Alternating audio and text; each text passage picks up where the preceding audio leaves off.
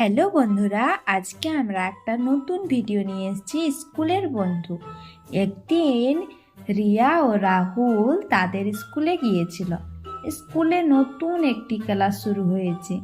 তাদের শিক্ষিকা মিস দীপালি সুন্দর সুন্দর গল্প শোনাতো।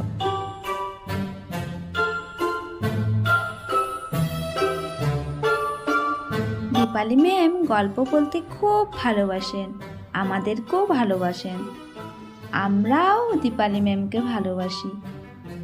ম্যাম এত গল্প করেন যে আমরা বসে বসে শুনছি শুনছি ম্যাম আমাদের ক্লাসের বদলে গল্পই করান। ক্লাস নেবে কি গল্পই বলছেন। উফ, আর ভাল লাগে না। কতই না গল্প করলেন ম্যাম। আমরা ভাবছি এখন মাঠে যাব। না, ক্লাসই নিচ্ছেন। ক্লাস নেওয়া হলো,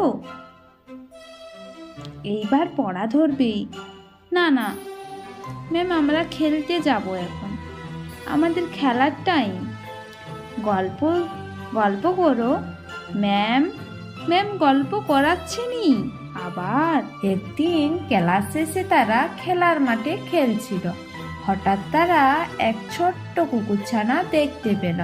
কুকুরছানাটি একা একা ঘুরছিল আর কান্না করছিল।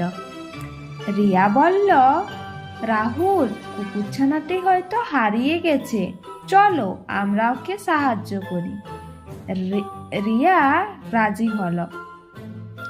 তারা কুকুরছানাটিকে সান্ত্বনা দিল এবং তার জন্য খাবার নিয়ে এলো। কুকুরছানাটি খেয়ে খুব খুশি হয়ে গেল। কিন্তু হঠাৎ একটি বড় কুকুর গর্জন করতে করতে তাদের দিকে এগিয়ে এলো। রাহুল আর রিয়া ভয়ে কাঁপতে লাগলো।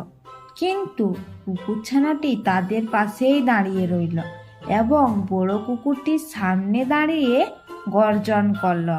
বড় কুকুরটি থেমে গেল এবং কিছুক্ষণের মধ্যে চলেও গেল। রিয়া ও রাহুল বিস্মিত হয়ে গেল কুকুরছানার সাহস দেখে। তারা বুঝলো ছোট হলেও সাহস থাকতে হয়। তারা কুকুরছানাটিকে তাদের বন্ধু বানালো এবং স্কুলে নিয়মিত তাকে নিয়ে আসতে শুরু করলো। সেই দিন থেকে কুকুরছানাটি তাদের প্রিয় বন্ধু হয়ে গেল। তারা শিখলো যে প্রকৃত বন্ধুত্ব মানেই একে অপরকে সাহায্য করা এবং সাহস দেখানো। আশা করি এই গল্পটি তোমাদের খুব ভালো লাগবে এবং শিক্ষার প্রেরণা দেবে। ধন্যবাদ।